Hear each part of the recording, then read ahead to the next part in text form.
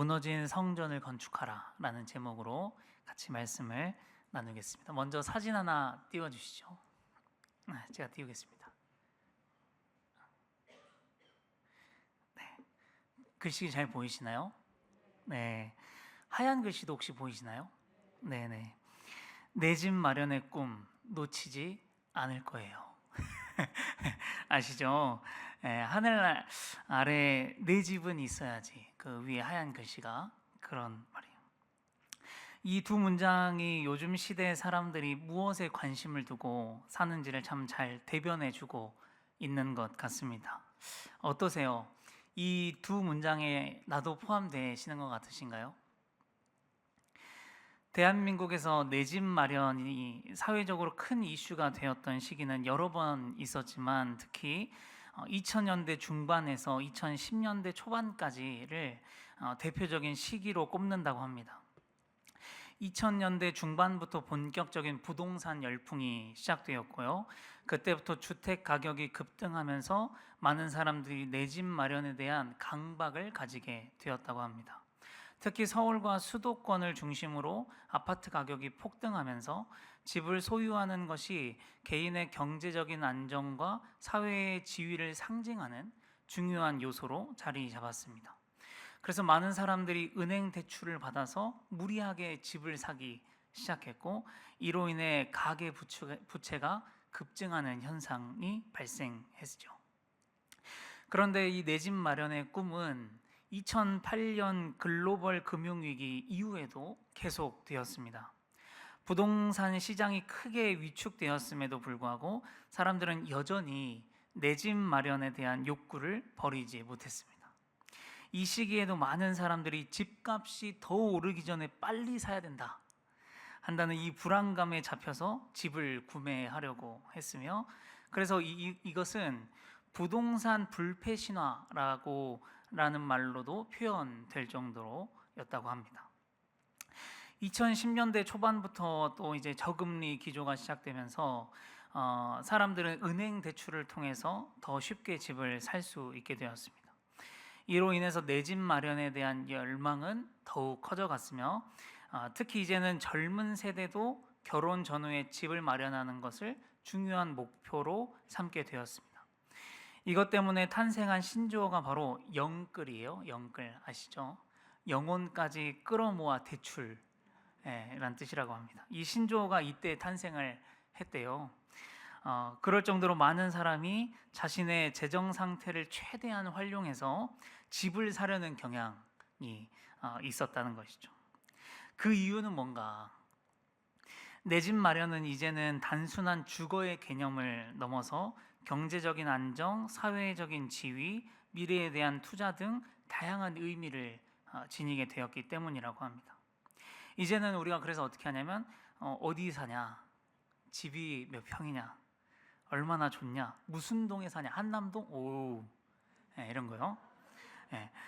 그렇게 무슨 어디에 사냐에 따라서 그 사람이 잘 산다, 못 산다를 정하는 기준이 돼버렸던 거예요.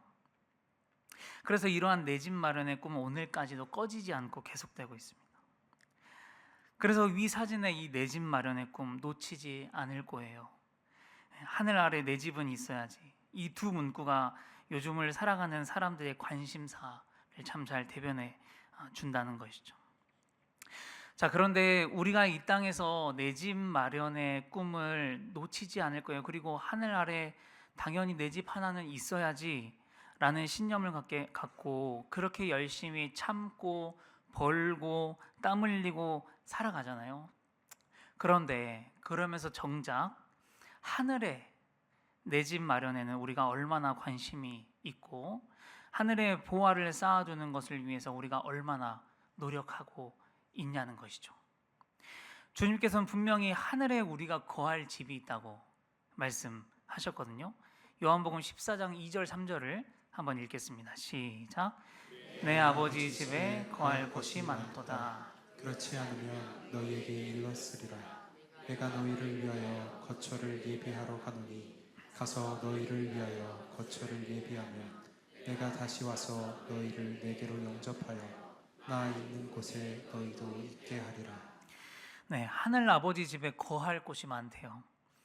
그런데 여러분, 이 집을 아무나 얻을 수 있나요? 아무나 들어갈 수 있는가요? 아무나 들어갈 수 있는 건 아니죠. 혼인잔치 비유를 한번 생각해 보면요, 처음에 잔치에 오기로 예정되어 있는 사람들이 있었는데 안 온다는 거죠. 자기는 신혼이어서 못 가겠다. 자기는 소를 사가지고 시험해 보러 가야 된다. 자기는 밭을 사서 일하러 가야 된다. 이러면서 안 오는 거죠. 아버지 집에 거할 곳이 많다고, 그러니까 오라고 초청을 해도 안 온다는 것이요. 아버지 집에는 관심이 없는 거예요. 오직 내 집에만 관심이 있는 겁니다. 여러분, 그래서 결국 이 말씀이 어떻게 끝나냐면 이 말씀으로 끝납니다. 14절이요. 시작. 청함을 받은 자는 많되 택함을 입은 자는 적으니라. 네. 여러분, 이 말씀이 정말 요즘 시대에 우리에게 하시는 말씀 같습니다. 하늘 아래 내 집에만 몰두하고 하늘의 집에 대해서는 관심이 없는 사람들에 대한 비유인 것 같아요. 그래서 예수님이 우리에게 뭐라고 알려주셨냐면 내 보물을 어디에 쌓아두라는 거예요? 하늘에 쌓아두라는 것이죠. 마태복음 6장 19절부터 21절입니다. 시작. 너희를 위하여 보물을 땅에 쌓아두지 말라. 거기는 좀과 동록이 헤아나 도둑이 구멍을 뚫고 도둑질하느니라. 오직 너희를 위하여 보물을 하늘에 쌓아두라. 거기는 좀이나 동록이 해하지 못하며 도둑이 구멍을 뚫지도 못하고 도둑질도 못하느니라. 내 보물이 있는 곳에는 내 마음도 있느니라. 아멘. 사랑하는 성도 여러분, 우리 성도님들의 진짜 보물은 무엇입니까? 어디에 있나요? 하늘에 있나요? 아니면 땅에 있나요? 하늘 아래 집이 보물이신가요? 하늘의 집이 보물이신가요?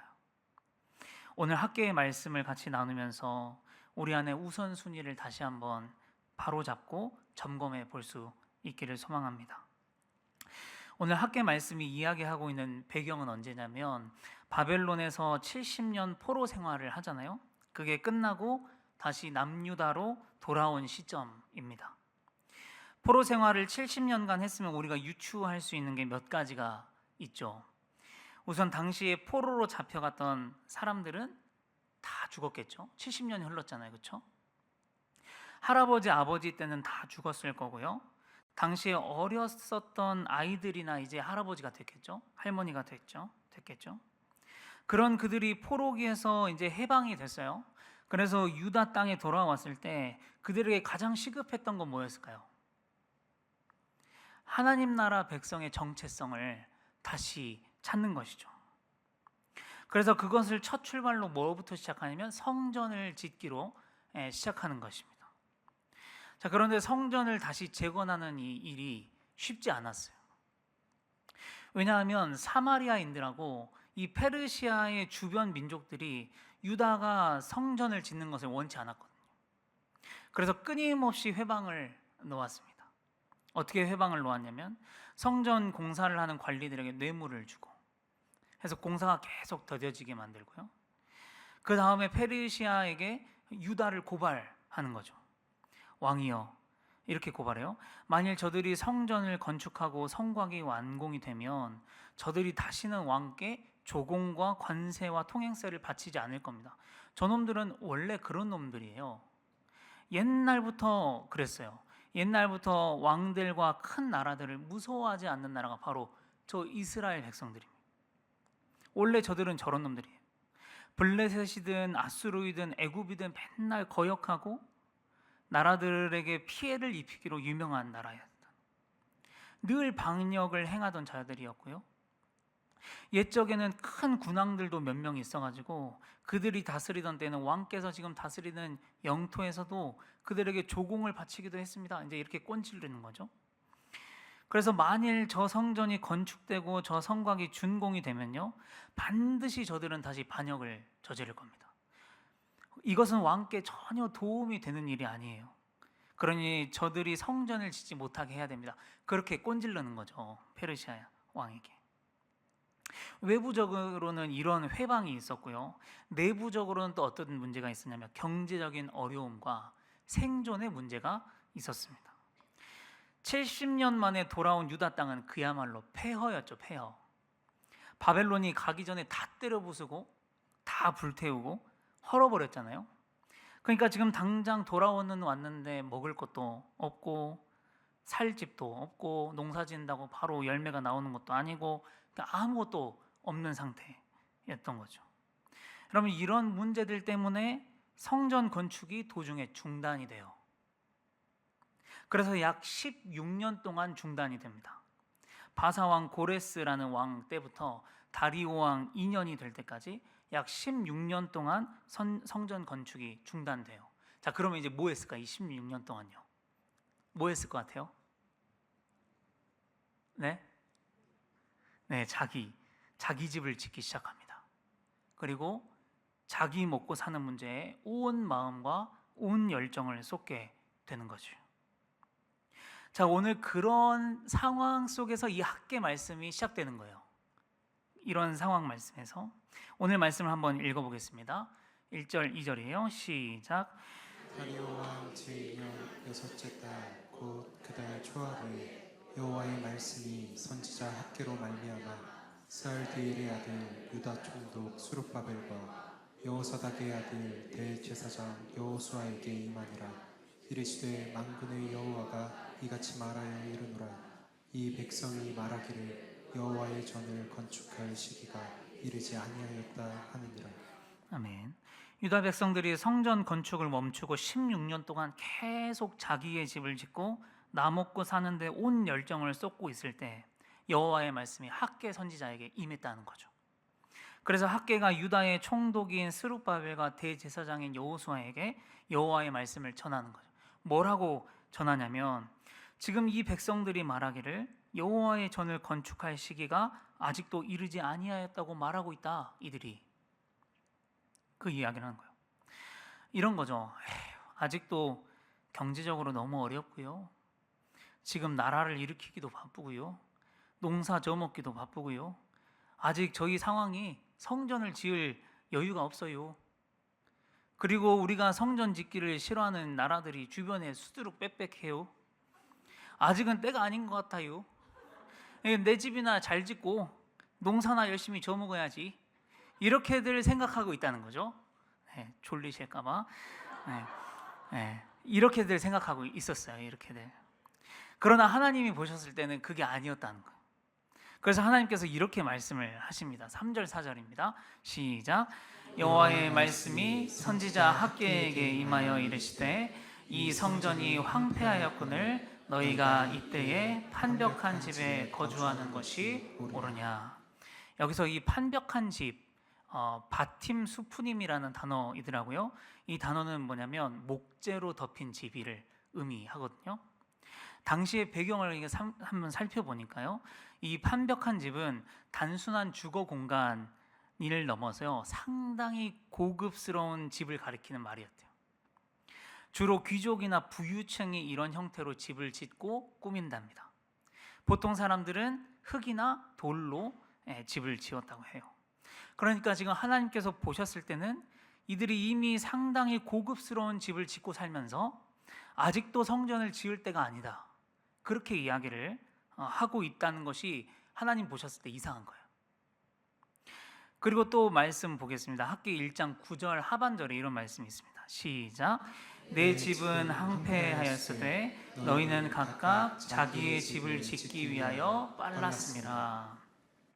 하나님께서는 그들 안에 숨겨져 있는 그들의 심중을 보셨을 때 그들은 하나님의 성전을 다시 세우고 하나님과의 무너진 교제를 다시 세우고 하나님 안에서 살고자 하는 것에는 별로 관심이 없어요. 보니까. 그러니까 이 일에는 느린 거예요. 하나님 성전을 다시 세우는 일에는 느린 거예요. 그러니까 아직은 성전을 건축할 시기가 아니라고 말하는 거예요. 그러나 자기들이 조금 더 잘 먹고 자기들이 조금 더 잘 사는 것을 위하여서 어떻게 했다? 빨랐다는 것이죠. 그래서 하나님께서 이렇게 이야기해요. 그게 옳으냐라고 이야기하시는 거예요.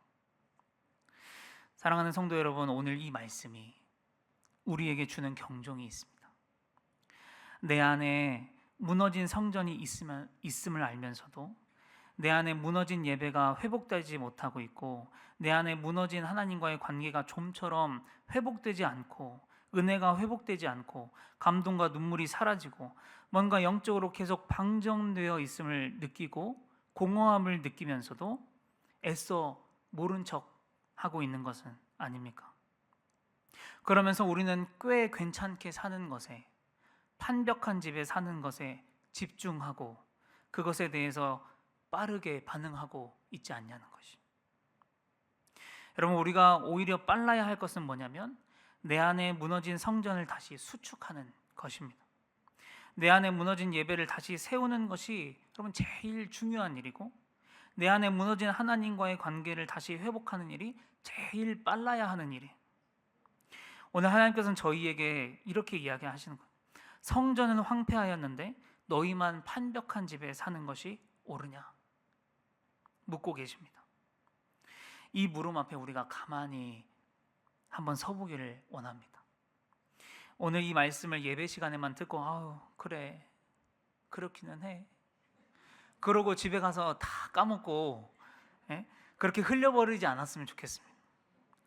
이 말씀 앞에 계속 좀 머물러 보셔요. 성전은 황폐하였는데 너희만 판벽한 집에 사는 것이 옳으냐?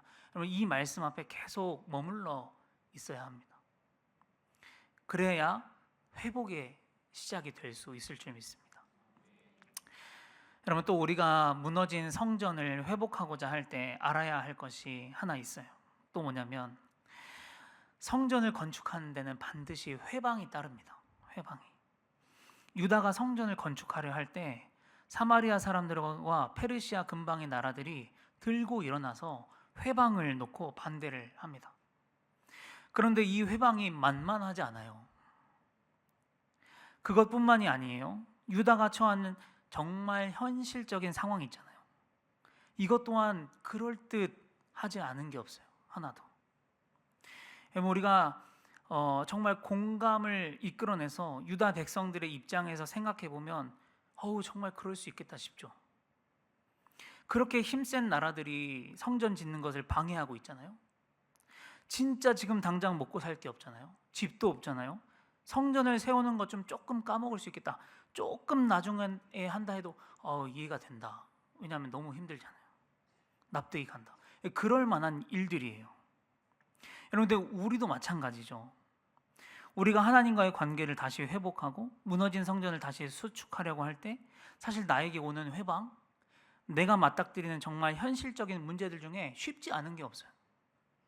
그 회방이나 문제들은 나를 무너뜨리고 나를 주저앉게 만들기에 아주 충분한 것들이에요. 내 마음을 진짜 요동치게 만들고 밤에 잠을 자지 못하게 만들기에 충분해요. 그렇지 않나요? 여러분, 그러나 오늘 말씀은 그러나 그렇기 때문에 지금 하나님을 붙들어야 한다는 것이. 그렇기 때문에 성전은 나중에 세워도 되는 게 아니라 지금 더 사활을 걸고 무너진 성전을 세워야 한다는 것이.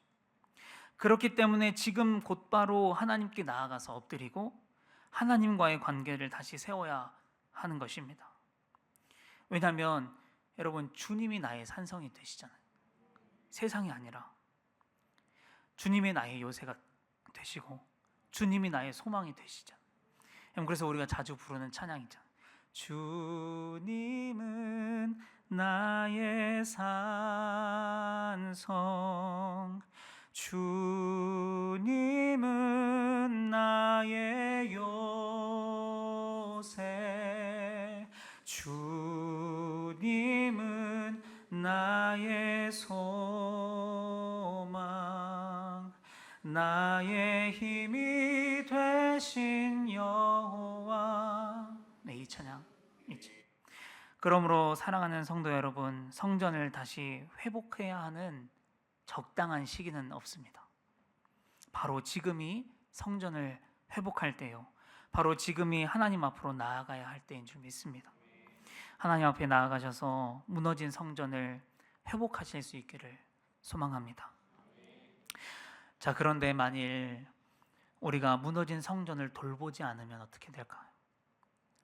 만일 우리가 무너진 성전을 돌보지 않고 계속 내 집을 짓는 것에만 열중하고 계속 먹고 사는 데만 빠릿빠릿하면 어떻게 될까요? 그 부분도 오늘 말씀에 나와 있거든요. 5절 6절을 같이 읽겠습니다. 시작. 그러므로 이제 만군의 여호와가 이같이 말하노니 너희는 너희의 행위를 살필지니라. 너희가 많이 뿌릴지라도 수확이 적으며 먹을지라도 배부르지 못하며 마실지라도 흡족하지 못하며 입어도 따뜻하지 못하며 일꾼이 삭을 봐가도 그것을 구멍 뚫어진 전대에 넣음이 되느니라. 네, 여기 보면 너희는 너희의 행위를 살필지니라 라고 말씀하죠. 이 부분을 표준 세번역으로 읽으면 이런 말씀입니다. 읽겠습니다. 시작. 나 만군의 주가 말한다. 너희는 살아온 지난 날을 곰곰이 돌이켜 보아라. 네, 한번 곰곰이 돌이켜 보라는 것이. 하나님의 성전을 수축하지 아니하고서 열심히 살아왔던 날들을 한번 돌이켜 보아라. 너희가 많이 뿌릴지라도 수확이 적으며 먹을지라도 배부르지 못하며 마실지라도 흡족하지 못하며 입어도 따뜻하지 못하고 일하고 삭슬 받아도 마치 구멍 뚫린 전대에 넣음 같지 않더냐. 한번 돌아보라는 것입니다. 또 학계 1장 9절 이런 말씀에서 똑같은 말씀인데 시작. 너희가 많은 것을 바랐으나 도리어 적었고 너희가 그것을 집으로 가져갔으나 내가 불어버렸다. 나 만군의 여호와가 말하노라. 이것이 무슨 까닭이냐. 내 집은 황폐하였으되 너희는 각각 자기의 집을 짓기 위하여 빨랐음이라. 이런 말이죠. 너희가 많은 것을 얻기 위하여 바라며 집을 짓고 먹고 사는 일에 집중했잖아요. 그래서 어때? 잘 됐어? 아니지. 왜 그런 줄 알아? 내 집은 황폐하였으되 너희는 각각 자기의 집을 짓기 위하여만 빨랐기 때문이다. 그렇게 말씀하시는 거죠. 여러분, 이 말씀이 어쩌면 조금은 우리의 마음에 좀 힘들게 다가올지 모르겠습니다. 그런데 힘든 것은 힘든 것이고요. 사실 이 말씀을 듣기 전에도 힘드셨잖아요. 우리가 바르게 직면해야 합니다. 지금 이 말씀 앞에 바르게 직면하는 일이 사실 가장 빨리 해결하는 방법입니다. 자, 그러면 어떻게 해야 되는가? 학계 1장 8절을 읽겠습니다. 시작. 너희는 산에 올라가서 나무를 가져다가 성전을 건축하라. 그리하면 내가 그것으로 말미암아 기뻐하고 또 영광을 얻으리라. 여호와가 말하였느니라. 아멘. 너희가 지금 하나님 앞에 나아가서 성전을 건축한다면 하나님께서는 그것으로 말미암아 기뻐하고 또 영광을 얻을 것이다. 이 말씀하시는 거죠. 사랑하는 성도 여러분, 지금 하나님 앞에 나가셔야 합니다. 지금 무너진 성전을 건축하셔야 합니다. 지금 무너진 관계를 다시 회복하셔야 합니다. 우리가 지금 가장 빨라야 할 것은 먹고 사는 문제가 아니라 바로 이 부분입니다. 여러분, 그런데요, 가장 중요한 부분이 하나 남았습니다. 뭐냐면 우리 안에 무너진 하나님의 성전을 어디에서 다시 수축해야 되냐의 문제입니다. 오늘 이 예배당일까요? 보통 많은 신앙인들이 결단이나 은혜를 예배당에서만 받아버리고 예배당 안에서만 국한해버리는 경우가 많습니다. 오늘 이 예배당에서 말씀 듣고 아멘 하고요, 찬양하고 기도하죠. 그런데 여기서 끝나버리고 그 다음 삶에 가면 다시 그 전으로 돌아가 버리는 그런 경우들이 많아요. 그런데 여쭤보겠습니다. 이것은 무너진 성전이 수축이 된 것입니까? 안 된 것입니까? 됐다가 무너진 게 아니라 안 된 것입니다. 오늘 이 예배당에서는 뭐냐면 하나님께로부터 무너진 성전을 다시 수축하라는 말씀을 이제 받은 것이고요. 무너진 성전은 어디에서 하냐면 우리의 삶에서 수축해야 하는 것입니다. 여러분, 무너진 우리의 예배는 이 예배당에서 수축하는 게 아니라 무너진 예배는 우리의 삶의 예배의 자리에서 수축하는 것이. 무너진 기도, 무너진 관계에도 이 예배당에서가 아니라 여러분들의 삶 속에서 다시 수축하는 것입니다. 그러므로 사랑하는 성도 여러분, 이 예배당에서의 예배만큼 중요한 것이 우리의 삶이란 것입니다. 삶 속에서 하나님 앞에 나아가셨으면 좋겠습니다. 삶 속에서 무너진 성전을 다시 세우실 수 있기를 바랍니다. 그렇게 하실 때 하나님께서 그것으로 말미암아 기뻐하시고 영광 받으실 줄 믿습니다. 성전을 다시 세워야 하는 시기가 따로 있는 것이 아닙니다. 바로 지금 내 삶에 집중하기보다 하나님께 제일 먼저 집중하고 나아가야 할 줄 믿습니다. 기도하겠습니다. 아버지 하나님 감사합니다. 오늘 학계의 말씀을 통해서 우리에게 무너진 성전을 건축하라고 말씀하여 주셔서 감사합니다. 아버지, 우리가 무너진 성전은 냅두고 내가 먹고 살고 내 집 짓는 일에만 열중하고 있었다면 아버지 하나님 돌이키게 하여 주시고 주님 앞에 나아가게 하여 주시고 무너진 하나님과의 관계와 무너진 기도와 무너진 예배와 무너진 삶과 무너진 고백들, 무너진 감동들을 다시 회복할 수 있도록 아버지 인도하여 주시옵소서. 아버지, 지금 주님 앞에 나아갈 수 있는 은혜를 아버지 우리에게 허락하여 주시옵소서. 아버지, 그래서 회복되게 하여 주시고 이제는 하나님이 주시는 만족으로 우리가 만족하며 살아갈 수 있도록 아버지 인도하여 주시옵소서. 내 안에 정말 어려움이 있어서 그것 가지고 애쓰고 있지만 하나님 바라보게 하여 주시고 하나님께 먼저 나아가게 하여 주시옵소서. 그때 하나님께서 채우시는 것을 경험할 수 있는 아버지 우리 성도님들의 삶이 될 수 있도록 아버지 인도하여 주시옵소서. 아버지 삶이 수축될 수 있도록 아버지 인도하여 주시옵소서. 삶에서 회복될 수 있도록 아버지 역사하여 주시옵소서. 예수님의 이름으로 감사하며 기도합니다. 아멘.